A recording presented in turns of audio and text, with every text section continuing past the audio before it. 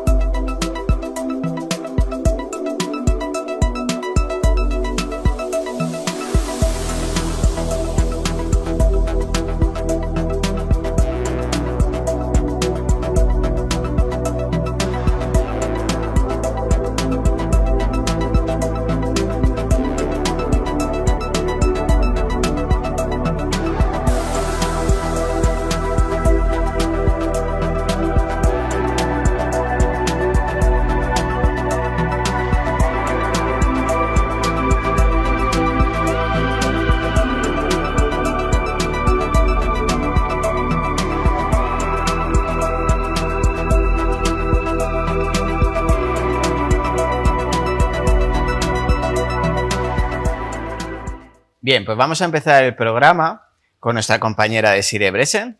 Desiree, bienvenida. Hola. Y su sección de indignaciones. Perfecto. Vamos con ello. Hoy empiezo programa, me has puesto ahí. Hoy empiezas programa. Es por variar un poco, digo, unos días despide, otros días empieza saludando. Me siento especial porque se va a empezar, ¿eh? Claro, que así se engancha la gente. Hombre, Te ven a y se ver, enganchan. Por favor. soy la mejor sección, las cosas como son. No es que no me gusten mis compañeros, es que... En fin. A ver, ¿el podio es el podio?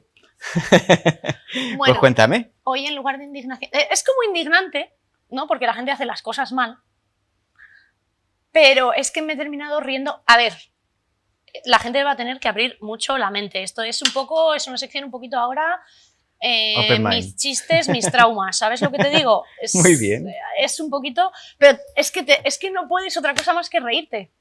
Pero estoy indignada. La gente que hace las cosas mal, sobre todo la gente...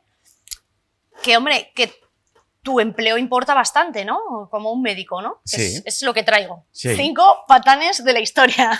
Muy bien, muy bien. Pero digo yo que, hombre, si haces medicina, si haces como yo, que es marketing, pues mira, alguien compra algo, no lo compra, Y no, los datos muere para arriba, nadie. datos para abajo y no muere nadie. Pero, hombre, chache, si eliges médico. Sí, para que te lo curres un poquito más. Claro. Entonces todo empezó, como siempre, porque yo viendo en Instagram, tú sabes que yo es lo que hago, ver Instagram y TikTok y sacar temas aquí random. Vi que había un médico que se llama Robert Liston, o sea, es cierto, existe, de estas cosas que tú dices en Instagram, porque también me encuentro cosas en Instagram, que sepa que la gente de trabajo, para este programa, también encuentro cosas en Instagram que son falsas. No, aquí todo comprobado. Resulta que había un médico que tuvo un 300% de fracaso en una operación. Y tú dices, no puede ser, Claro. 100%, o se muere o no se muere. Sí, no tiene más. Pues no. Resulta que Robert Liston era particularmente conocido por sus rápidas intervenciones. Y además llegó a ser... Que no exitosas, ¿no? ¿Para qué hacer las cosas bien si las podemos hacer rápido? Claro. Esto es el triángulo este de si lo quieres rápido, barato o, no me acuerdo cómo era, o bien hecho. Entonces Sí. Tienes que elegir dos. Claro. Nunca puedes estar en el Las centro. tres, Pues este imposible. señor elegía Rápido y Furioso, versión operación. Y no solo eso, sino que además le gustaba hacerlas públicas. Ah, ¿Por mira. qué? Porque fracasar En en privado, privado cuando lo puedes hacer delante de todo el mundo. fracasa fuerte. Total, que este señor hizo un corte en una operación y el paciente murió de gangrena. El ayudante murió de infección. De parte de su... Y alguien del público, ¿no? Le rajó así un poco la camisa, pero murió de un infarto porque pensaba que le habían apuñalado. Madre mía, qué exitazo. Es increíble, inenarrable. Esto lo podéis buscar, es totalmente cierto. ¿Fue el peor? No fue el peor. No, todavía hay más. Que es lo que yo me parece sorprendente. Existió un señor llamado Walter Freeman, por supuesto, mira, lo tengo aquí puesto, de 1936 a 1967. Pues lo siento mucho, señores, pero hay muchas fechas que yo no me voy a aprender. Y tú me dirás, ¿qué hacía este señor? Sí, sí. Bueno, este señor ya llega tarde, porque en el 19 es cuando hacía las cosas raras y este Sí. señor ya llega un poquito, ya Sí, tenías sí, que sí, haber sí. estudiado un poquito. Pero este señor operaba con picahielos. Ah, ¿Bien? Y muy tú me particular. dirás, muy particular. Y tú me dirás, ¿qué hacía? ¿Extraía cositas o hacía...? Claro. No, lobotomías. con picayelos. Lobotomías con picahielos. Sorprendentemente, salieron mal. No puede ser. ¿Qué podía fallar con esos ingredientes, verdad? Claro, claro. Pero tú me dirás, ¿cuántas salieron mal? Claro. Bueno, se estima que unas 3.500 personas estuvieron... sí, sí, lo sé, lo sé. Te puedes reír, está mal, pero te puedes reír, Es que ¿ves? para Lo que te he reír- dicho para de reírse. mis chistes, mis traumas, pues igual. Es para reírse. Entonces, 3.500, muchísima gente. Él decía que podía curar un montón de enfermedades psiquiátricas, de cerebro, como siempre, ¿no? Como Sí, siempre sí, sí, la sí, gente con este tipo de cosas, pues ha sido conejillo de Indias. Entonces él intentó hacer esto, imagino que lo mejor posible, lo hacía a través del ojo, que no sé en qué momento se te ocurre. ¿En qué estudio de anatomía se basó? Madre ¿Qué mía. digo yo? De 3.500 alguno tendría que quedar bien. A mí lo que me sorprende son los que quedaron bien. Claro, sí, sí, sí, sí. Y luego, digo yo, Walter Freeman. ¿No te das cuenta Claro. en el 1250 De que algo no va como tú de pretendes. que esto no va bien? Esto no termina de De que, cuajar. de que te van a sacar en una sección de indignación de la historia en el Sí, futuro. sí, sí. ¿Tú no te Total. das cuenta de que no va bien? Pues no. ¿Que eres carne de enigmas de la historia? Pues no. El muchacho ya hasta el 67 estuvo haciendo esto, hasta que ya le dijeron, Date chache, quieto para. ya. Pues no, hasta que se retiró.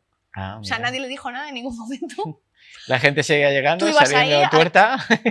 a picahielos. Pero bueno, Madre por mía. lo menos lo hacían otras personas. Ah, sí, sí, sí. sí. Porque te traigo el tercero. Ah, que aún se puede superar la estupidez. Aún se puede superar la estupidez. John Hunter. John Hunter tenía dos cositas. Una de ellas la quiero ir yo a ver, que está el Huntington Museum, que está en Londres, por si alguien quiere ir a verlo. ¿Londres? Sé que es Reino Unido, pero lo mismo me he colado. Corregidme en comentarios. Y John Hunter, lo que quiero ver son trozos de cosas de gente que él almacenaba en su casa. Se montó un museo, la excusa de un museo, Ah, pero tiene 13.000 piezas, 13.000 trozos. 13.000 trozos. Ah. Y tú me dirás, ¿este señor es conocido solo por eso? No, No, porque si no, aún no estaría en más. esta sección, porque Claro. eso para un médico es hasta cierto... Y fíjate que tengo el listón bajo. Sí, sí. Hasta cierto punto es respetable coleccionar trocitos de gente en tu casa, porque era en su casa, ¿eh? Sí, Todo sí. esto, o sea, dormía él con Con todo. todo. No es- sentirse solo. Claro. Es conocido porque investigaba sobre sí mismo. Ah, Y tú me dirás, bueno, alguna cosita leve, tal. No. Esto, o sea, warnings, si hay niños, warnings, ¿no? Antes ajá. hemos usado muchas veces como tal. Voy a intentar ser lo más censurada posible. Él estuvo investigando dos enfermedades, la sífilis y la gonorrea, a ver si eran iguales, A ver si se parecían, sí, sí. en partes donde estas cosas se desarrollan. Entonces Sí. cogió a una persona enferma, ¿no? Le sacó ahí tal y dijo, pues para mí. Claro. No fue buena idea. Aficiones como otras cualquiera, sí, sí, sí. No fue buena idea. Demostró que no son la misma enfermedad, Ah, bueno. lo cual has hecho un, Es algo loable. has hecho un progreso. Sí. ¿no? Estuvo a punto de morir, pero no murió. Y era conocido por inocularse enfermedades. Que digo yo, a ver, ya lo has hecho una vez. Ya está. Esto es como ya las está. vacunas, hazlo en otros, Claro. ¿sabes? Pues no. Y sorprendentemente, no murió de eso. Ah, Murió en una discusión de un ataque al corazón y su corazón está expuesto en el museo, que En es lo que eso. yo quiero ir a ver. Está Ostras. expuesto en el museo este. Bueno, pues total ya que... sí, sí, no, ve ya, un trozo más, una pieza más. ¿Qué digo yo? Yo hubiera expuesto las otras partes Sí, sí, afectadas. afectadas, que es lo interesante así un poco de ver, ¿no? Pero bueno. También tenemos a Henry Cotton, Ujú. ya es el cuarto, Es el cuarto. así que ya Vamos a ver, vamos a ver. tenemos que ir mejorando. Yo me imagino una mezcla de todos que sería la bomba, ¿eh? Uf, yo creo que alguno ha habido, ¿eh? Porque que conste que conste que he evitado los conocidos. O sea, hay más locos de estos, pero son Sí, como pero demasiado son muy- mainstream Claro, para que yo los traiga aquí a una sección. Yo os traigo lo raruno, lo raro. lo sí, que sí, nadie sí, sí. habla, lo... No sé si es muy buena idea que empieces conmigo, pero bueno, no pasa nada. Lo más bizarro. No pasa nada. Este señor, desde 1910 a 1930, por lo menos solo fueron 20 Sí, años, bueno, algo 20 es años algo, no es nada, como dice el tango. se dedicaba a arrancar trozos a gente que tenía problemas mentales a ver si eso lo mejoraba. Perdón. Qué brutal. ya. Yo pienso en mí en el día en la actualidad y, o sea, tengo varias opciones en plan psiquiátrico, que me arranquen trozos, que me pongan con un picahielos, o sea, sería terrible, terrible, terrible. Pero bueno, sí, este señor... Suerte del siglo XXI. Este señor pensaba que, pues, si te arrancaban un diente eso estaba conectado con tal, si te arrancaban un brazo estaba conectado con otra cosa, entonces se te pasaba... Sí, como la medicina de humor es esa que había en la antigüedad también. Que era muy similar. ¿Perdón? Sí, sí, la de los humores, que decían que había enfermedades por los humores y por eso hacían las sangrías y todas esas barbaridades que hacían. De sacarte sangre. Maravilloso. Sí, sí, sí, sí, es brutal. Suerte, lo que te digo, suerte del siglo XXI. La primera radiografía tuvo que ser brutal. Bueno, Madre del el amor pomo hermoso. de la puerta del laboratorio de Marie Curie sigue ahí... Sí, sí, sí, sí. No sí. se puede tocar, sigue ahí Ujú. emitiendo radiación a tope. Sí, sí. Todo súper Nos bien. quedan unos miles de años todavía. Bueno, y el cadáver. Y el cadáver. Y bueno, y el agua radiada esta, que Sí, sí. Vamos, puedes hicieron cargar agua el radiada y móvil se con le el caía. cadáver de Marie Curie. Dejas el móvil encima y ya te carga para toda la vida. Madre mía. Bueno, hablábamos del señor Cotton. Yo tengo mis chistes, tú tienes los tuyos, eso es lo que hay, es lo que Está- hay. es lo que- Bienvenidos al Festival del Humor de Enigmas de la Historia. Correcto. Total, ya este señor pues estableció que no había relación Ujú. entre arrancar trozos del cuerpo y Menos cómo mal funcionaba que el paró. cerebro. Gracias, Henry Cotton, por tus aportaciones. Gracias a que te diste cuenta. Y me queda solo Horace Fletcher. Horace Fletcher, tú dirás, ¿es el quinto, es el peor? No. Simplemente era idiota. Bueno, no está mal. Lo he dejado para el final para suavizar un poquito. Ujú. Henry Fletcher lo único que hizo, que digo, para eso, a ver, eres médico, pero rozas un poquito... Pero bueno, por lo menos era relativamente inofensivo. Ah, bueno. Desarrolló un sistema que era el fletcherismo. Ujú. Y tú dirás, ¿en qué consiste el fletcherismo? Yo te lo cuento por si tú en tu casa quieres probar. Sí, decimos lo de niños, esto no se prueba en casa. Pues esto, pruébalo, ¿sabes? Ya que estás, total, si Ya no te que te estás pones. inoculando nada. Ya que te pones. Y consiste en que hay que masticar la comida al menos 100 veces para que te llegue bien al estómago. Cada bocado. Cada bocado, claro. Tardas un poquito en comer. Sí, Pero sí, bueno. solo como unas 24 horas. Claro. Resulta que este señor, tú dirás, a este señor no le hizo caso a nadie. A este Claro. señor le hizo caso gente como... es que lo tengo aquí apuntado porque es que yo decía, es que no puede ser. William Howard, que era presidente de los Estados Unidos, John D. Rockefeller y Henry James. Henry James, que es uno de mis escritores Sí, sí, favoritos, sí, sí. pues estuvo Y practicando cuando esto escribía, sí, una solo temporada. Digo yo que masticaba. escribía y comía a la vez, porque si no, no me cuadran las cuentas, no me cuadra hacer otra vuelta de tuerca No me los y comer. imagino comiéndose un torrendo. Masticando. Esos son 525 en esto. Eso, madre mía. Esas son muchas más. O sea, Ostras. no conocía la gastronomía española. No. Madre mía. Sí. O sea que entonces, se hizo popular. se hizo muy popular. Y tú dirás, bueno, pero esto relativamente es inofensivo. Sí, en ¿No? teoría. O sea, te dicen mastica bien la comida, pues un poquito más, un poquito menos. Sí. No. Resulta que se te llena de jugos gástricos la tripa Claro. y la gente cuanto más le pasaba, más lo practicaba. Entonces podías llegar a tener desde desórdenes alimenticios, porque llega un momento en el que las respuestas de tu cerebro dejan de decirte que quieres comer, porque Claro. supuestamente ya estás comiendo y ya has producido ese bolo alimenticio, entonces ya te has Sí. alimentado, hasta desencajos de mandíbula, cosas terribles. Al final se pasó la moda.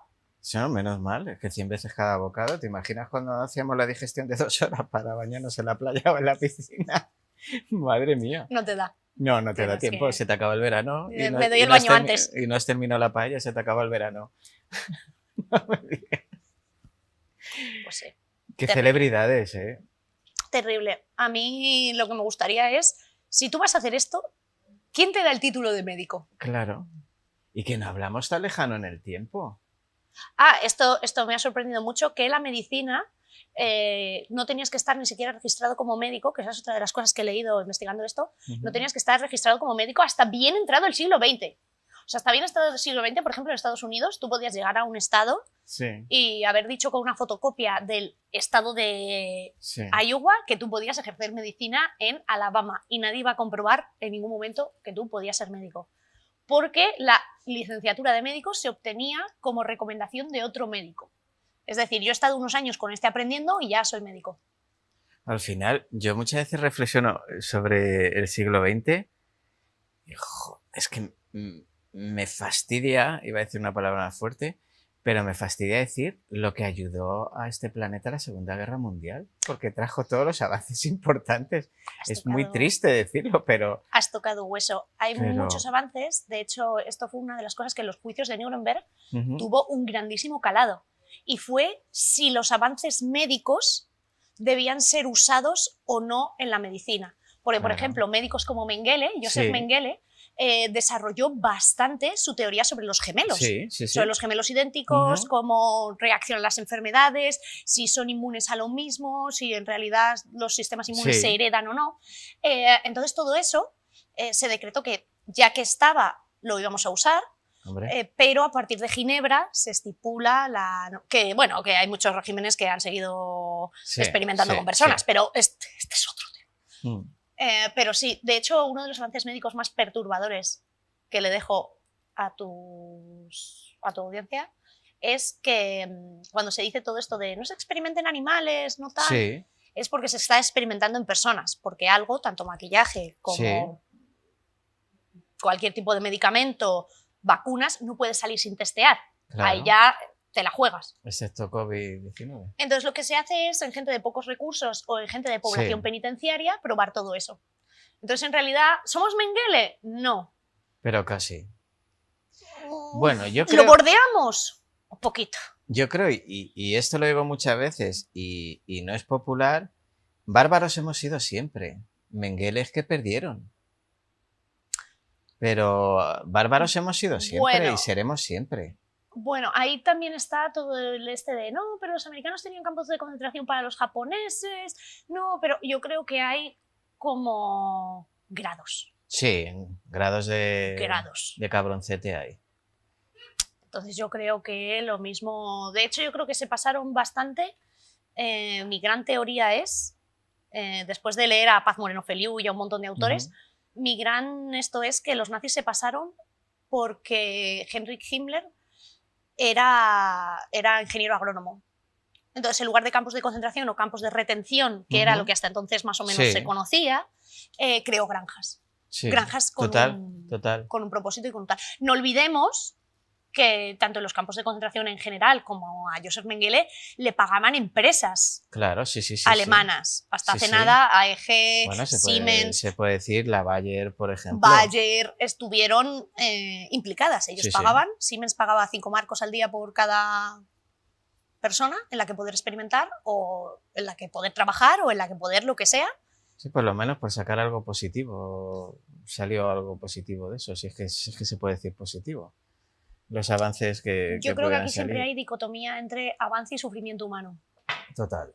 Aquí entramos en... Total. Joder, es que es un tema muy complicado, ¿eh? Es un tema muy complicado. Sí, pero ¿sabes qué me pasa con esto? Que ya tengo futuros temas de los que quejarme. Sí. No, sí, en la historia no te van a faltar nunca temas de lo que quejarte. Y zumbados y tarados estamos llenos. Y lo divertido que es estar a las 2 de la mañana mirando... Instagram. Y por lo menos ahora es lo bueno de que haya pasado, que te puedes reír. Y digo yo que de lo que pasa ahora, bueno, lo del COVID-19, las generaciones futuras alucinarán con todo lo que pasa. No sé, yo creo que mucho se olvidará.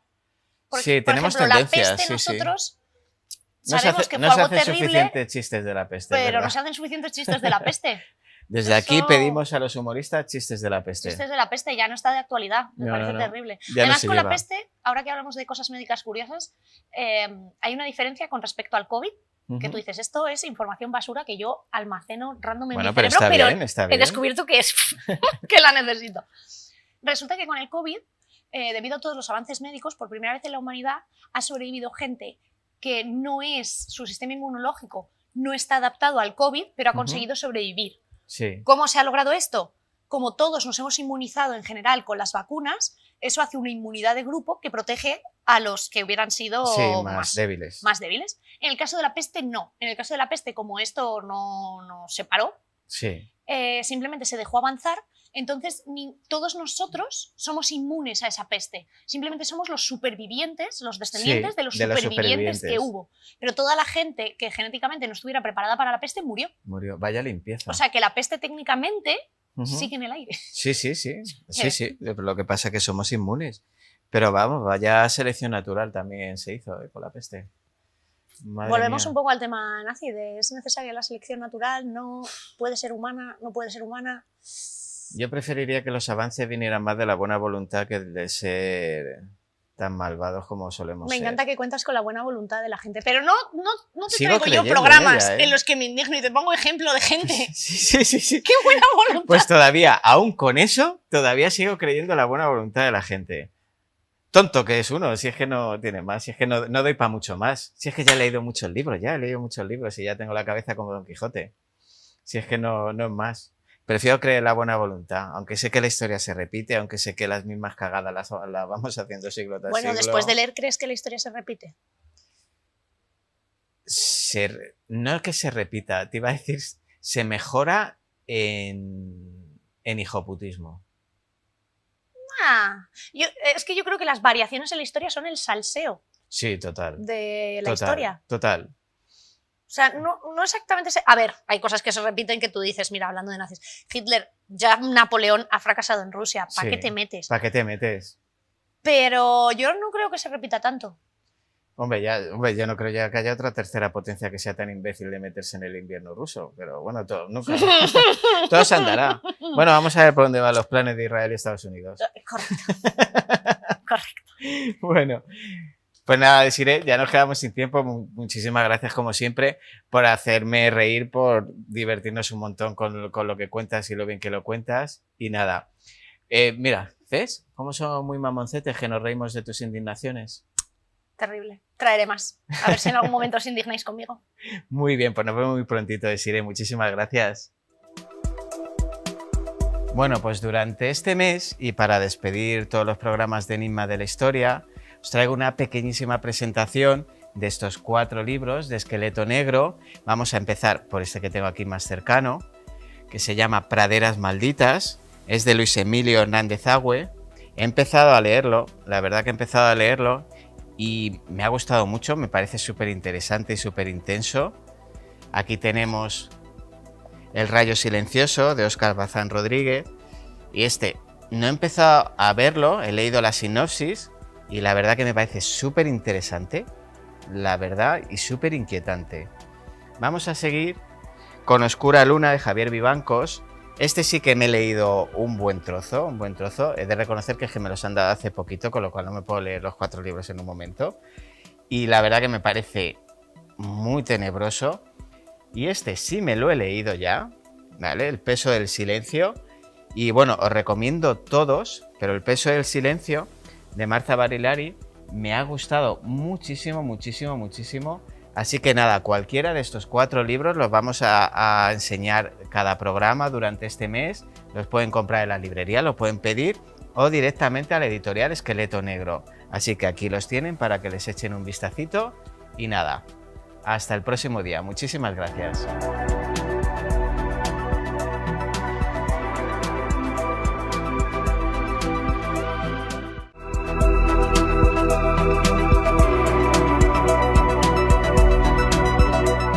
Bueno, pues para empezar con el tema vamos a entrar en materia y para que sepan ustedes de qué estamos hablando, quizá convenga dejar claro qué es exactamente una monarquía, que es de lo que vamos a hablar. La definición más sencilla dice que se trata de una forma de gobierno en la que el poder político está en manos de una sola persona, el monarca, que ejerce como jefe de Estado de forma vitalicia o hasta que decide abdicar.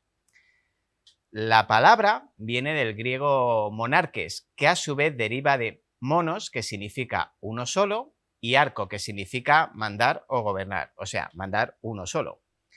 En la mayoría de las monarquías, la sucesión es hereditaria, lo que significa que el poder se mantiene dentro de una misma familia a lo largo de varias generaciones, formando lo que conocemos pues, como dinastías. Sin embargo, también existen monarquías electivas o autoproclamadas, así que vamos a profundizar con un reportaje un poquito más sobre ellas. Los monarcas suelen ser llamados reyes o reinas, aunque también llevan otros títulos, como emperador, zar en ruso, kaiser en alemán, califa, emir o sultán en árabe, rajá en malayo, tlatoani en náhuatl. El título de príncipe, que en las monarquías europeas es habitualmente usado por el heredero del monarca, es asimismo el título del soberano de algunas monarquías que no son consideradas reinos, como el Principado de Mónaco. Antiguamente, se pensaba que los monarcas eran designados por Dios para gobernar, o incluso que ellos mismos eran dioses, como los faraones del antiguo Egipto, y por lo tanto, su voluntad era sagrada. Pero en las versiones modernas de la monarquía, los reyes deben generalmente coexistir con un aparato democrático. Por eso, sus poderes presentan frenos, límites y están inscritos en la Constitución Nacional. En la mayoría de las monarquías contemporáneas de Occidente, el monarca cumple funciones más bien representativas y el ejercicio de la jefatura de gobierno recae sobre primeros ministros o presidentes electos conforme a la voluntad popular. En términos generales, la monarquía se distingue por las siguientes características. El poder es personal. El poder es ejercido por una sola persona y sin vicarios o intermediarios. Sin embargo, han existido diarquías, triarquías y tetrarquías, así como regencias. En estas últimas, el gobierno fue ejercido temporalmente por una persona en reemplazo del monarca. El cargo de monarca es vitalicio. El cargo se ejerce de por vida o hasta la abdicación. El cargo monárquico es hereditario. El cargo se transmite entre dos parientes de la misma familia, por lo general de padres a hijos. Históricamente, en la línea de sucesión al trono los hijos varones han tenido prioridad sobre las mujeres. Si bien existen monarquías electivas, como el papado, la designación del monarca se realiza siempre dentro de un pequeño grupo que administra el poder, es decir, no es una democracia. Origen de la monarquía. La monarquía es una de las formas de gobierno más antiguas. Sus antecedentes fueron las jefaturas o cacicazgos, originadas luego de que la humanidad adoptara la vida sedentaria en el Neolítico, gracias a la invención de la agricultura. Se trataba de un tipo de organización sociopolítica de carácter protoestatal, en el que la autoridad y el poder estaban centralizados en una persona o un grupo de personas. Las monarquías surgieron con las primeras civilizaciones alrededor del año 3000 a.C., en la Mesopotamia, Egipto y el Valle del Indo. Consistían en gobiernos religiosos, en los que el monarca era al mismo tiempo dios, sacerdote y caudillo militar. Entre los judíos, la instauración de la monarquía se produjo en el siglo XI a.C. El fuerte monoteísmo de este pueblo impidió la deificación del monarca, como ocurrió en otros lugares. En Grecia, la monarquía, presente en la cultura micénica, fue sustituida a partir del siglo VIII a.C. por formas de gobierno aristocráticas y democráticas, para ser nuevamente implantada bajo el imperio de Filipo de Macedonia y su hijo Alejandro en el siglo IV a.C. La monarquía fue la primera forma de gobierno de Roma, desde su fundación en 753 a.C. hasta la instauración de la República en 509 a.C. Posteriormente, tras el asesinato de Julio César y la subida al poder de su hijo Augusto, en el siglo I a.C., la monarquía volvió a ser el sistema de gobierno de Roma, ahora convertida en un imperio. Los emperadores romanos gozaron de un poder mucho mayor que los antiguos reyes. El Imperio Romano de Occidente cayó en 476 después de Cristo.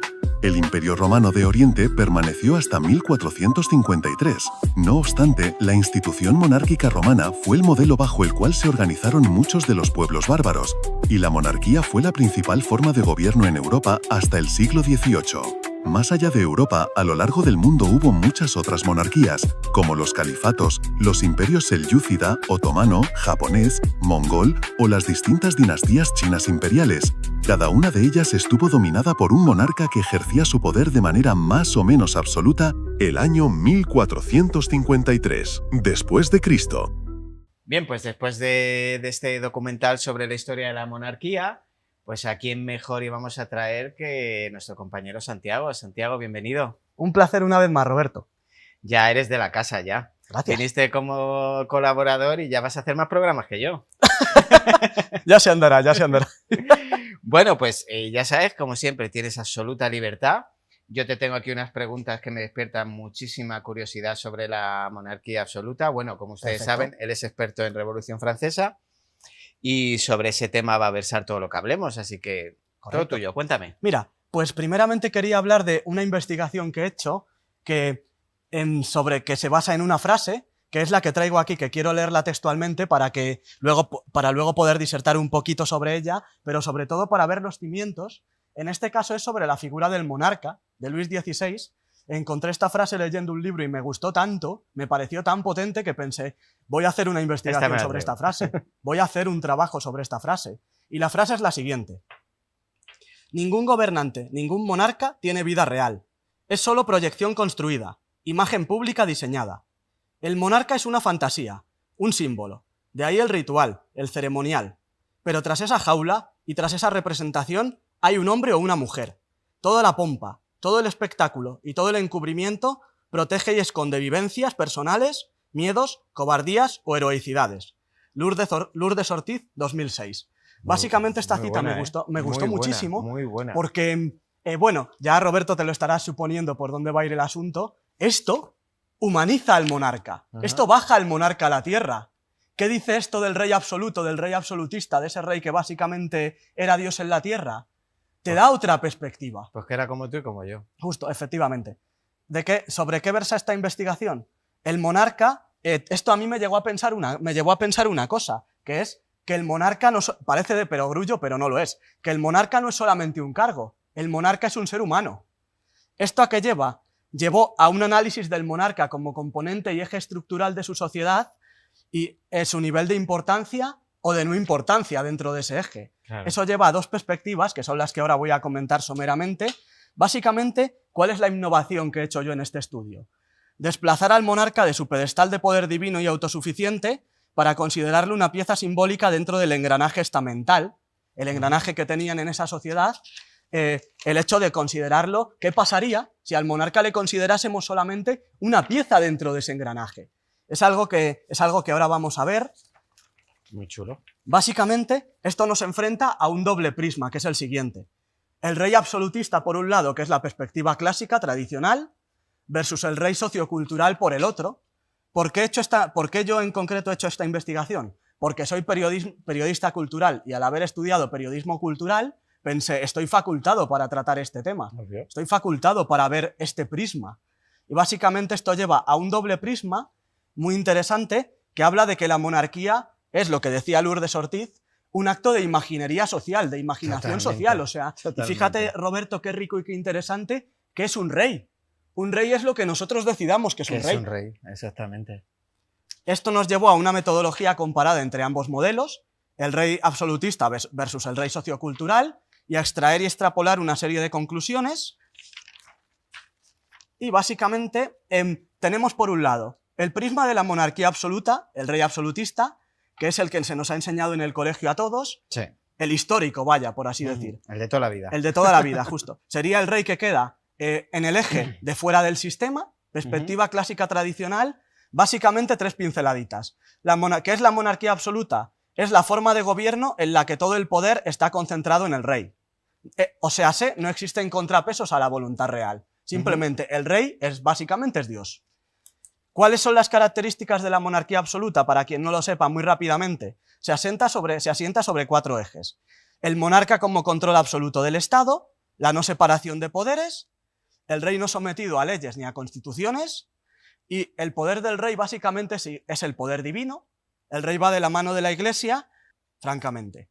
Luego, básicamente, hasta aquí llegarían, como has dicho tú muy bien, las enseñanzas que se nos dieron a todos en el colegio, el rey canónico, el rey clásico, y vemos, según esta primera perspectiva, que el eje del rey quedaría completamente fuera del sistema, porque claro, si su poder es divino y solo le debe cuentas a Dios y casi ni eso, no hay leyes, no hay constitución, no hay nada que le frene, el rey está fuera del sistema absolutamente. Totalmente. Ni los nobles, ni los clérigos, nadie puede hacer nada. Nadie. Y luego pasaríamos de ahí, básicamente, a lo que vendría siendo el rey sociocultural, el segundo, vamos a decir, el segundo eje. A ver, esto tengo por aquí. Vale, el segundo eje en el que el propio monarca nos basaríamos en varios planos. Un primer plano que sería hasta qué punto el monarca tiene capacidad para gobernar o poder para gobernar, y nos basamos en dos sentencias encontradas en este caso en dos documentales. La primera de ellas que decía que el rey y todos los... básicamente, que me estoy poniendo un poquito... el rey y todos los nobles y clérigos tenían una función que era proteger a los más débiles. Básicamente, por ejemplo, los nobles cedían sus ejércitos para proteger los caminos, para proteger a las personas, para proteger las cosechas. Evidentemente, el rey es el que estaba arriba del todo en el escalafón, el que ofrecía protección incluso a esos nobles, incluso a esos clérigos, pero claro, todos estos protegían a los bajos estamentos. ¿Qué hacían los bajos estamentos? Véase campesinado, artesanado, todo lo que luego sería la burguesía, comerciantes. Esos bajos estamentos, por medio de su trabajo, lo que están haciendo es sustentar a los altos estamentos y a las altas clases. O sea, es verdad que las altas clases les protegían, les defendían, con sus soldados, con sus hombres, pero estas altas clases no hubieran podido tener privilegios de ningún tipo si no hubiera habido clases bajas. Si no hubiera habido un círculo. Efectivamente, en el que todo efectivamente. vuelve. O sea, todos esos privilegios que ellos tenían se asentaban en que había gente trabajando para dárselos. Y todo eso basado en una ilusión. Efectivamente, justo, efectivamente. Y todo eso es el aporte que venimos a hacer con este artículo y con esta investigación. Volvemos a lo mismo, que la monarquía y el rey son un constructo social. O sea, porque aquí en este aporte sociocultural se está viendo muy claramente.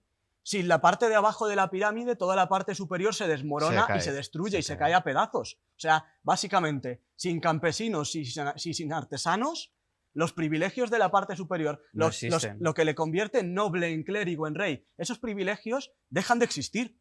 Y además que lo que hablamos, que puede ser un tonto de capirote, como era el caso de Luis XVI, que muy listo no era, y al final la ilusión del pueblo es la que hace que parezca un rey válido, que tampoco lo fue y por eso acabó perdiendo la cabeza, como acabó. Lo interesante de este artículo es que mucha gente me ha dicho, Santiago, este artículo está muy bien, pero básicamente porque compara la prerrevolución, el papel del rey, digamos, en la prerrevolución, con la figura que podría ser el rey, digamos, posrevolucionario. Pero es que no es así por un motivo. Porque estamos hablando de ejes socioculturales, claro. Y si te fijas lo estoy insertando, o sea, incluso este rey posterior, lo estoy insertando dentro de la propia pirámide estamental. Lo estás humanizando. Efectivamente. O sea, esto es muy interesante porque veo desde el punto de vista prerrevolucionario algo completamente posrevolucionario y completamente atemporal y que hubiera afectado al monarca prerrevolucionario también, ¿sabes? O sea, porque eso de decir... básicamente es Dios, tiene todo el poder, su poder es divino. Dentro de este eje y dentro de esta investigación, hasta eso se cae. Sí. Ese poder supuestamente divino, perdóname, pero se desmorona como un castillo de naipes. Totalmente. De hecho, es que lo que hablamos es que es una ilusión el darle ese poder divino a un crío, porque era un crío malcriado y absolutamente ignorante del pueblo que le rodeaba. Fue mal negocio, ¿eh? Justo, efectivamente. Bueno, sobre todo para él también. Sí, no, desde luego él y el pobre que cuando, lo expongo en el programa de Tiempos Convulsos, concretamente en el del Rey, cuando el pobre llegó a gobernar estaba no solamente asustado, sino aterrado, directamente él intuía que no iba a dar la talla, que el gobierno no era para él, que acongojado sería poco, acongojado sería poco. Sí, totalmente, vamos. Oye, te quería preguntar, ¿y cómo se mantenía el poder del rey? ¿Qué mecanismo se utilizaba en el sistema para legitimizar ese cargo? Vale, pues mira, la monarquía absolutista fue una forma de gobierno en Europa entre los siglos XV y XVIII aproximadamente, donde todo el poder estaba concentrado en manos del rey. No existía separación de poderes ni contrapesos. La palabra del monarca era ley. En la práctica, esto significaba que el rey podía dictar leyes, imponer impuestos e incluso decidir guerras sin consultar a nadie. Su poder se justificaba como preguntas y se legitimaba en la idea del derecho divino. El rey gobernaba porque Dios le había otorgado ese poder. convirtiendo su autoridad en algo sagrado e incuestionable. Es que es alucinante, la humanidad. Justo. Es una cosa... Y todo, como dices tú, Roberto, perdona el inciso, sobre algo creado y fabricado y de imaginería social. Sí, o sea, es que es todo nuestro. Nosotros no lo guisamos, nosotros no lo comemos. Justo, Pero qué afortunado al que deciden, ¿no? Sí, la verdad. Esta rama son los elegidos. Oye, pues sí, desde luego, desde luego. Bueno, lo que ha perdido los Borbones con los años también, ¿eh? Madre mía. Ay, señor. Bueno, ¿y cuáles fueron las causas más gordas o más principales para la crisis y que este hombre acabara con la cabeza rodando por el patíbulo?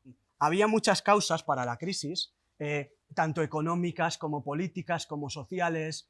Por ejemplo, la hambruna que hubo, el hecho de que la gestión tampoco fue buena por parte del propio Luis XVI y por parte de sus acólitos, pues tampoco fue una gestión maravillosa ni brillante, la verdad. Pero luego, sobre todo, yo me quiero centrar en un punto.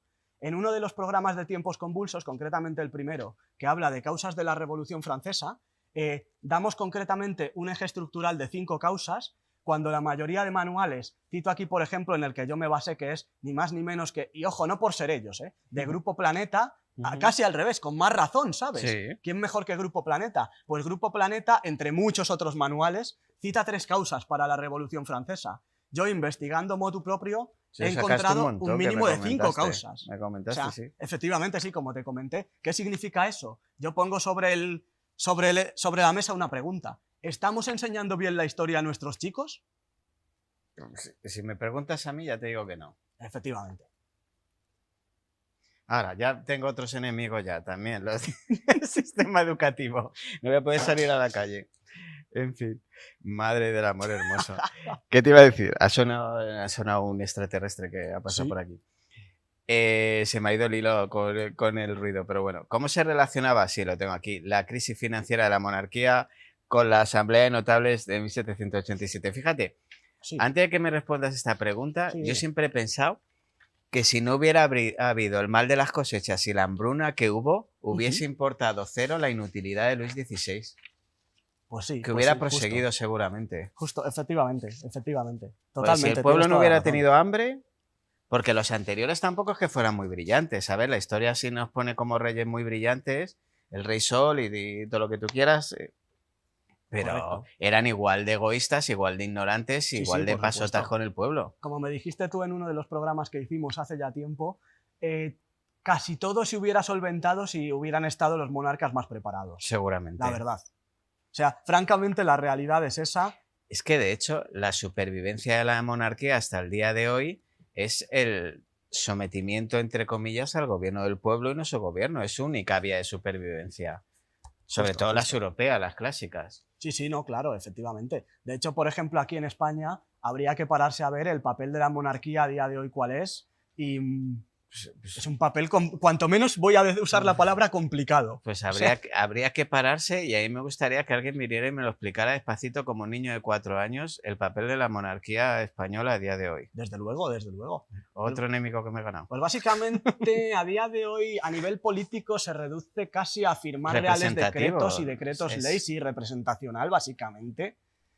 Pero porque tampoco le dejan hacer nada más, realmente. O sea, aunque quisiera, no creo que pudiera tener más poder, francamente. No. Al final, para mí es una figura utilizada al interés de los gobernantes de turno y se acabó, y punto pelota. Correcto. Hombre, un romanticismo histórico también que nos permitimos en el PIB. Pues sí, básicamente, efectivamente. Y bueno, tenía aquí la última pregunta. Sí. Porque hemos hablado tanto de la Revolución Francesa en los otros programas para tampoco repetirnos mucho. Sí, me parece. Pero, ¿qué papel jugaba la aceptación colectiva, la aceptación de la gente para otorgar ese poder? Efectivamente. Pasara lo que pasara. Efectivamente, he ahí la pregunta que se hace este artículo, ¿no? que he escrito, el poder de la aceptación colectiva y hasta qué punto juega rol. Y la respuesta sería la siguiente.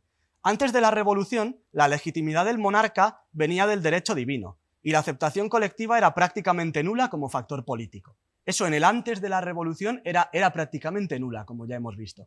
Me parece una cosa. Después, con la caída del absolutismo, la aceptación de la sociedad se volvió clave. Un rey sin el apoyo de sus súbditos no es nada.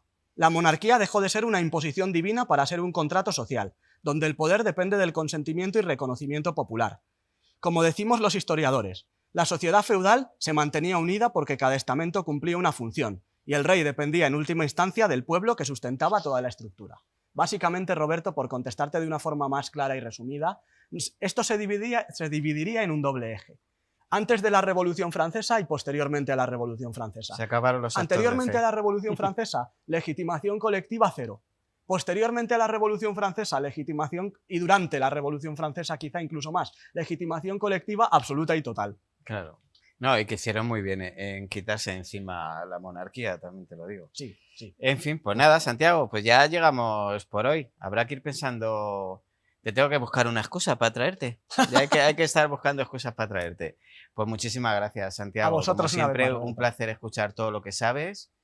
Y nada más, pues espero verte prontito por aquí. Ya buscaré yo algo de lo que podamos hablar tranquilamente. Pues Muchísimas ahí ya gracias. nos pondremos. A vosotros, Roberto, un placer estar con vosotros. Bien, pues para terminar el programa de hoy, que ha estado bastante interesante con la monarquía y las indignaciones de Desiré, pues tenemos otra vez a Antonio Checa. Bienvenido, Antonio. Bien hallado, Roberto. Cada vez te veo más delgado. Muchas gracias, Roberto.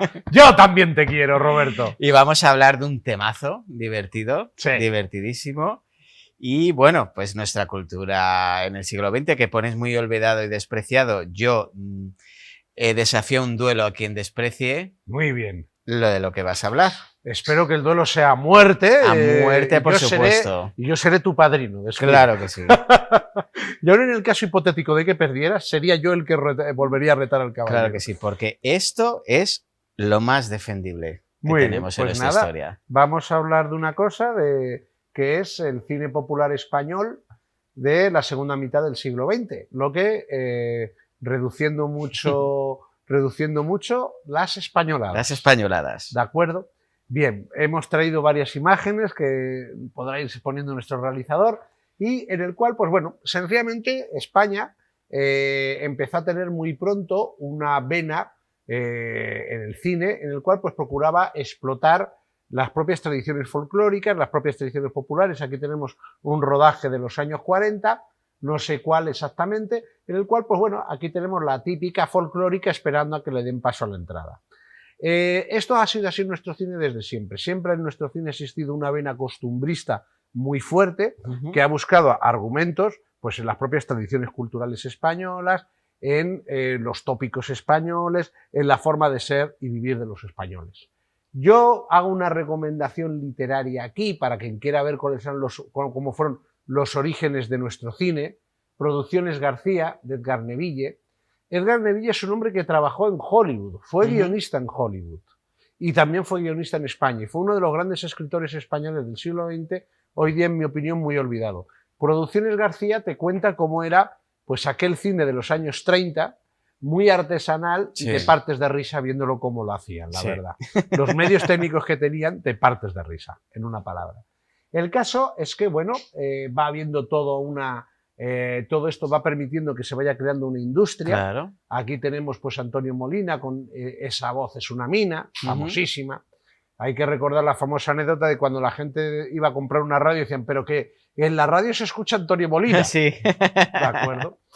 Entonces, se va creando una industria, se va creando tal, y va surgiendo, pues por tanto, un cine que es un cine popular pensado para el público, para el gran público, un cine que tiene que pasar por la censura, Sí. pero en el cual te puedes encontrar con a veces críticas sociales y mensajes encubiertos. Aquí, por ejemplo, esta película la he traído porque es una de las películas populares de la época, en el cual pues tienes tres actores de primera magnitud, el gran Isbert y etcétera, y en el cual pues eran unos abueletes que como la pensión no les llega, pues deciden robar la caja de la seguridad social donde les pagan la pensión. Entonces por eso se llaman los dinamiteros. Los dinamiteros. Entonces son películas que eran cine popular, era cine alegre. Aquí tenemos al gran Tony Isbert, en el cual pues la gente iba al cine a reírse y a pasárselo bien y también para quitarse el frío. Sí, también, ¿no? Correcto, porque pensemos que en aquella época era muy común lo que se llamaba sesión continua. Sí. Es decir, tú pagabas y te ponían 2 películas Yo en las he sesión vivido, tú continua. las has llegado a ver también, ¿no? Hasta los años 80 todavía. Sí, sí. Yo, de hecho, lo he recuerdo vivido. siempre una película que mi madre tenía muchas ganas de ir a ver, La Plaza del Diamante. Solo la ponían en un cine, fuimos a verla, y antes de esa película ponían una película de Kung Fu. O sea, Sí, y lo que estuvimos fuera. viendo la Sí, sí, película sí, de sí, Kung sí. Fu y la película de La Plaza del Diamante. O sea, una cosa que, en fin, años 80. Pues eran, como digo, pues cine al cual iba. Aquí tenemos otro de los grandes éxitos Oh, de qué este maravilla cine de popular, película. Qué que maravilla. son Los Tramposos. Cuando Conchita Velasco era todavía Conchita Velasco. Claro, Conchita Velasco era Conchita Velasco, extremadamente guapa, extremadamente bella. Maravillosa. Y aquí tenemos pues esa gran Qué comedia. reparto, ¿eh? Qué reparto. Fue un reparto espectacular. Muchas de estas películas eran corales, porque Sí, teníamos sí. una plantilla de actores magnífica. Muy buena. Recomiendo vivamente este libro. Yo aquí con este libro, la verdad es que debo decir una cosa. A mí mis amigos, cuando me veían llegar pues a una cena y tal y cual, siempre voy con un libro y me decían, a ver, chica, explícame, decían, ¿cómo es posible que has pasado de leer a Unamuno y de estar leyéndote aquí a X o cualquier ensayo histórico de la economía castellana del siglo XVIII a venirnos con las memorias de Mariano Ozores? Es que este señor es un maestro del cine, que ha fallecido hace poco, además. Sí. Para mí es un maestro del cine. Sí. Teníamos actores como el gran José Luis López Vázquez que trabajaba en ambos registros Sí. y sin ningún problema. Y sin ningún problema. Porque era un grandísimo, grandísimo actor. Efectivamente, era un magnífico actor que podía utilizar perfectamente los 2 registros. Alfredo Landa, otro Alfredo magnífico Landa. actor, etcétera. Tenemos aquí, pues, si el realizador va pasando imágenes de los grandes actores de ese momento. Ay, Aquí Gracita. tenemos Gracita Morales que tuvo la desgracia de que quedar totalmente encapsulada en Sí, papeles de chacha, en papeles papel de de chacha. criada, pero que realmente tenía unas capacidades dramáticas Para muy, mí tenía muy unos fuertes. registros muy buenos, ¿eh? También tenemos a Antonio Ozores, el hermano de Maravilloso. Mariano, también un y de magnífico José Luis actor Ozores. cómico. Y el José Luis Ozores, anterior, que murió mucho antes. Mm. Entonces, ¿qué ocurre? Pues todas estas películas eran películas amables, eran Sí. películas pensadas para que el público se riera. Incluso a mí me han llegado a comentar gente y decir, es que tú no sabes lo que eran ver estas películas en el cine, porque la gente hacía chistes, hacía Sí, comentarios, Claro. la gente se reía. Actualmente nosotros vamos a ver una película al cine y nos quedamos así. Sí. Ya está. Sin embargo, en los cines de aquella época hay que pensar que se veía en la sesión continua Sí. y a lo mejor estaban 5 o 6 horas ahí metidos y en las 5 o 6 horas pues estaban riéndose Sí, continuamente, haciendo chistes, a veces tal, se reían los unos a los otros. Aquí tenemos otro de los grandes actores. A mí me parece que si este señor hubiera estado en Hollywood, hubiera estado a la altura de lo más grande de Hollywood. Sí. Sinceramente, para mí. O El sea, gran para Tony mí LeBlanc. Tony LeBlanc es, no sé, Sí. maravilloso. O sea, es una de las personas que más puedo llegar a admirar en el mundo del arte en general. Sí, yo todas estas películas, el realizador va pasando, fueron marcando auténticos hitos. Aquí tenemos a la Lina gran Morgan. Lina Morgan. Fueron marcando auténticos hitos Sí. porque y yo a estas películas hago 2 recomendaciones. Primero, ¿te quieres reír? Ve una de estas películas. Y las tienes que ver con ojos amables, sabiendo Y con- que es otra época, Efectivamente. etcétera. La Tonta del Bote fue un gran éxito bestial, que por cierto es una refundición de una película anterior del año 39. Sí, sí, sí. Hubo más películas, aquí hablamos en el anterior programa de la inmigración, pues si queremos ver lo que fue la inmigración, aquí tenemos 20 Alemania Pepe, del gran Alfredo Landa, en el cual pues se ve cómo este buen hombre se va a Alemania y las vicisitudes que allí tiene. ¿Cómo le vende José Sacristán cómo es Alemania y cuando llega lo alucinado que se Efectivamente. queda de los trabajos que tienen? A ver, ¿qué trabajos tiene el pobre hombre? Pues lo que puede. Aquí esta película del gran Martínez Soria, que Martínez Soria siguen poniéndose sus películas y sigue la gente Sí, viendo y sí, partiéndose si de la risa. echa la veo. Si la echa la veo. Sí, pues aquí yo esta película la he traído un poco, pues casi en homenaje a nuestra compañera Miriam, nuestra arqueóloga, porque aquí además, por ejemplo, aquí hay un detalle que muestra muy bien un cambio de mentalidad. Aquí tenemos a Martínez Soria, que es un cura de barrio, que es un hombre bueno, es un hombre tal, y hace una cosa que hoy sería delito. ¿Por qué? Porque para conseguir dinero para la parroquia no se le ocurre otra cosa más que vender una talla del siglo Sí. XVII a un anticuario.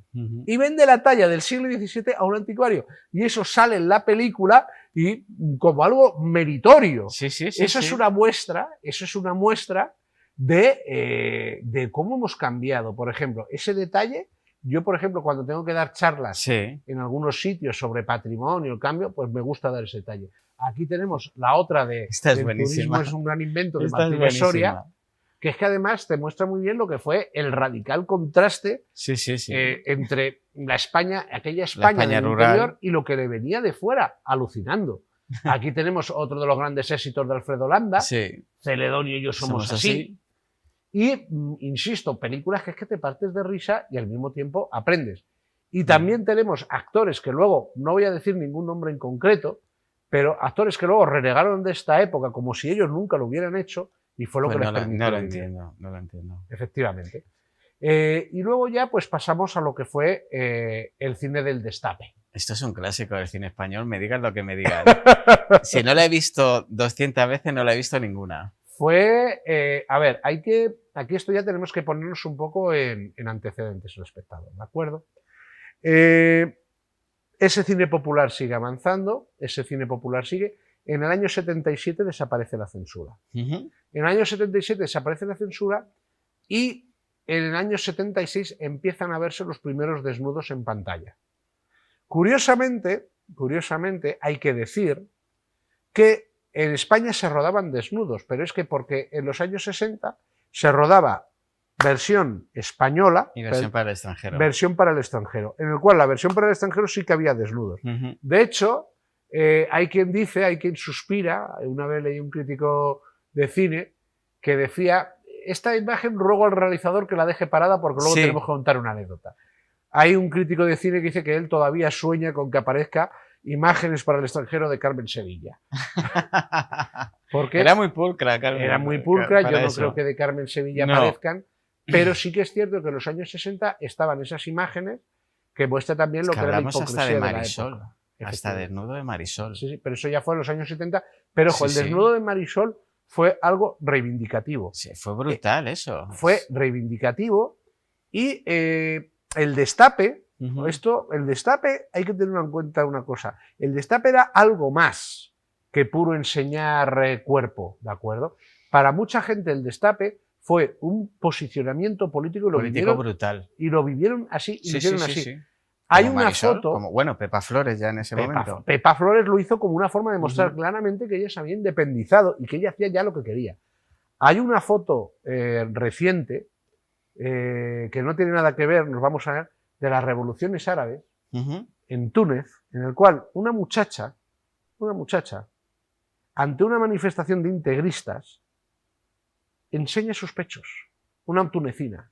Es que Esa mira, escena, hay esa escena críticas es sobre una- esas cosas claro, intentando ridiculizarlas y para mí eso es un significado de liberación. había evidentemente intereses comerciales, Sí, por bueno, como supuesto, todo. ¿de acuerdo? Y de hecho Ozores lo cuenta, que llega un momento en que decía, si es que los productores te exigían Sí. que metieras mujeres desnudas sí o sí, Pero sin ton ni son, ¿eh? pero sin ton ni son Sin y de ningún forma sentido. absurda. Sí, Y de total. forma absurda. Pero es que eran tan divertidas y te hacían tanta gracia y sobre todo ya en nuestra generación lo de menos era el desnudo ya. Sí, aquí tenemos, por ejemplo, yo hice a Roque 3, que fue uno de los grandes éxitos. Esto fue un hitazo. pero, Esto fue un pero tan hitazo. éxito fue que se retrasó en España el estreno de Star Sí, Wars. sí, es que eso la gente no lo sabe. Se retrasó en España el estreno de Star Wars porque esta película estaba teniendo tal éxito que los cines se negaban a quitarla. Porque decían, Exactamente. ¿por qué voy a quitar una película que me está llenando las Es que salas es súper divertida. continuamente? Es súper divertida esta película. Efectivamente. Entonces, es una película que es que te partes de risa, etc. Esteso y Pajares supusieron pues el momento culmen Sí. de este cine ya popular y de destape de los años 70 y 80, principios de los 80. Tenemos títulos que de verdad merecen la pena revisitarse, como por ejemplo Currante a currar. Aquí tenemos El higuero mágico. La del Esta currante película- es muy buena, ¿eh? Sí, Currante a currar, yo honestamente la recomiendo a todo el mundo porque se nota que es un guión trabajado. Sí. Se nota que es una historia bien, en la cual yo honestamente me dan ganas de decirle a Ozores, mira, los 4 escenas de desnudos que tienes es que Te sobraban sobran, te totalmente. sobran. Son absurdas. Pues además el romance está llevado con muy buen gusto. Totalmente. Lo de la crianza de De la la niña. Peque, que la Peque es María Danez. María Danes, María Danez. efectivamente. No sé si sería su primera película Fue- o no, era pero una niña era en una aquella niña, era época, muy ¿de acuerdo? pequeña. Aquí, por ejemplo, en Liguero Mágico, el propio Mariano Ozores en sus memorias dice es que era un auténtico disparate, pero es que... Pero era muy gracioso. Pero es que el público me lo demandaba y yo se lo daba. Una vena que funciona mucho en nuestro cine Sí, es el costumbrismo. sí, Y siempre. cuando en los años finales de los 90 se recupera esa vena costumbrista, y además se recupera una vena costumbrista ya independizada de no estar continuamente repitiendo lo mismo, Sí. porque Ozores llegó a hacer 6 películas en un año. Sí, es una barbaridad. 6 películas en un año. Me da igual, es que te acabas repitiendo, no Sí. dudo, es que te acabas repitiendo. Quieras o no quieras, sí. Te repites. Los Pues, vingueros, los liantes, es muy similar, sí, etcétera. es que es así, es que es así. Entonces, ¿qué ocurre? Que ya en los años 90 va surgiendo un cine que yo considero que es un neocostumbrismo. Aquí tenemos la saga de Torrente, que Torrente, en Torrente 1, ¿a qué actor recupera? A Tony Leblanc. A Tony Leblanc, efectivamente. Luego tenemos más películas más recientes, tenemos todas las sagas de Santiago Segura, de Padre No hay más que uno, o muy reciente, otra también que es claramente costumbrista, pues como Dios manda, Sí. de Leo Harlem. Ujú. También claramente que te está retrasando la sociedad española, Sí, 8 apellidos vascos. 8 apellidos etcétera. vascos, etcétera, etcétera, te están retrasando la sociedad española, claramente la identificas, te da además un mensaje moral, porque muchas de estas películas de los años 60, 70 también tenían su moraleja, Sí. su mensaje moral. Y lo difícil que es hacer reír, que la gente se piensa que es muy fácil. Es más fácil hacer llorar que reír. Mil veces, efectivamente. De hecho, pues Ozores, en su libro, Ozores, aunque al final de su vida le dieron, aquí tenemos, por ejemplo, Como Dios manda, esa Sí. es claramente otra Es muy película graciosa, es muy costumbrista, graciosa. con un mensaje, con Sí, una sí, moraleja, sí, aceptémonos exactamente. todos tal como somos, ¿de acuerdo? Pues Ozores, al final le dieron un Goya de honor Sí. a toda su trayectoria, pero Ozores se pasó los Ha últimos sido años de su vida despreciado por la muy amargado, crítica y porque por mucha gente. literalmente se sentía totalmente preterido, Sí, sí, sí. ofendido, etcétera, etcétera, etcétera. Yo no voy a decir que todas estas películas hoy día resistan un visionado, es imposible, igual Depende con los ojos que las mires, es que al final... Cierto. Yo, por ejemplo, veo mucho, cuando estoy en mi pueblo, veo mucho Telecastilla-La Mancha, y en Telecastilla-La Mancha nos ponen un aviso antes de la emisión que dicen, avisamos que esta película puede contener, y es verdad, hay escenas que son claramente de mal gusto, hirientes, Machismo, todo el que ofensivas, quieras, homófobas, etcétera. todo lo que tú quieras. Pero es que era etcétera. la época. Era la época.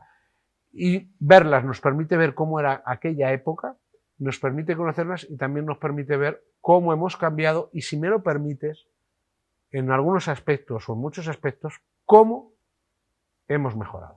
La verdad que sí. Mira, y hay muchas películas de esta época que no eran en crónica de humor. Yo soy fanático de las películas de Alfredo Landa del Crack. El Crack 1 y el Crack 2 me parece, y una actuación. Sí, Luego está la peli de Sinatra, si no recuerdo mal, también de Garci. sí. Esa es muy buena. Y hay una peli de José Sacristán y Fiorella Faltoiano, no sé si lo digo bien el nombre. Antonella Faltoiano. Faltoiano, perdón. Que se llama Asignatura Pendiente. No sé si la has visto. Me suena, pero no le Pues identifico. representa muy bien el cambio del hombre y la mujer de la España anterior a la España posterior. Sí. Muy, muy, muy, muy bien. Y es una película, a mí me da mucha melancolía verla, porque es la época de mis padres. Entonces, todos esos cambios, ¿cómo los toleraron mis padres? ¿Cómo los vivieron? ¿Cómo se acostumbraron? Porque tenían una educación tan distinta al mundo que después conocieron. Porque la España de los 70, después de la muerte de Franco, hasta el 85, esa del 75 al 85, fue una década De cambios enormes. de cambios enormes que no estaban preparados para ellos. De cambios enormes, pero en todo caso la sociedad ya, yo honestamente creo que sí estaban preparados. ¿Por qué? Porque Amando de Miguel, el gran sociólogo Amando Sí. de Miguel, lo decía que a finales de los años 70 la sociedad española era ya mucho más liberal que las estructuras y la gran mayoría de la gente siguió viviendo unos Sí quería. roles tradicionales. Y luego hubo un cambio en la mujer brutal sí, también. Que También. luego ha habido una época que se ha parado mucho. Yo Ujú. te diría a finales de los 80, a los 90, como que se puso un paréntesis, pero del 75 al 85 hubo un cambio brutal en la mujer. Hubo muchos cambios, es decir, en los años 70 lo lógico que la mujer que se casaba dejase de trabajar. Sí, eso desaparece en los 80. Exactamente. En los 80 desaparece. Que bueno, ahí nos han estafado un poquito, yo creo. Ahí nos han estafado un poquito, porque que se pudiera quedar un progenitor en casa era positivo para la educación de los hijos. Ahora ya no trabajamos los dos por liberación, sino por obligación. Y se podía mantener una familia con un solo sueldo. Lo que pasa es que se podía mantener una familia con un nivel de vida muy bajo. Yo creo que a lo mejor había que volver, como decíamos en el programa anterior, a los tecnócratas, a ver si lo hacían mejor que ahora. Yo ahí, no sé yo, ¿eh? En el anterior programa terminamos un momento de desarrollo, pero también hubo un momento de crisis. Es decir, el franquismo final acabó un momento de una monumental crisis económica, porque realmente era una política que también... Aunque te dicen que terminó en superávit, yo es que alucino, no sé dónde saca la gente los datos. Tío. Bueno, yo honestamente digo a la gente, mira, si te informas a través de YouTuber, a través de nuestro canal de YouTube, por supuesto que se pueden ustedes informar. Claro que sí. Pero yo invito a todo el mundo a que, por favor, lea libros. Pues sí, bueno, Antonio, ¿nos vamos? Nos vamos y me voy a ver una película de Alfredo Landa con tu permiso. Y si puedes ver la asignatura pendiente para recordarla, te la recomiendo. Y ustedes, por supuesto. Me la dejo apuntada. Además que está Flixolé, que es una plataforma que no nos patrocina, así que lo digo porque de corazón tiene muy buen cine español y les recomiendo ese apunte, además que es baratita. Y nada, que nos vamos, que nos echan ya del plató. Muchísimas gracias a ustedes. Nos vemos 7 días. Estamos otra vez con más enigmas de la historia. Muchísimas gracias.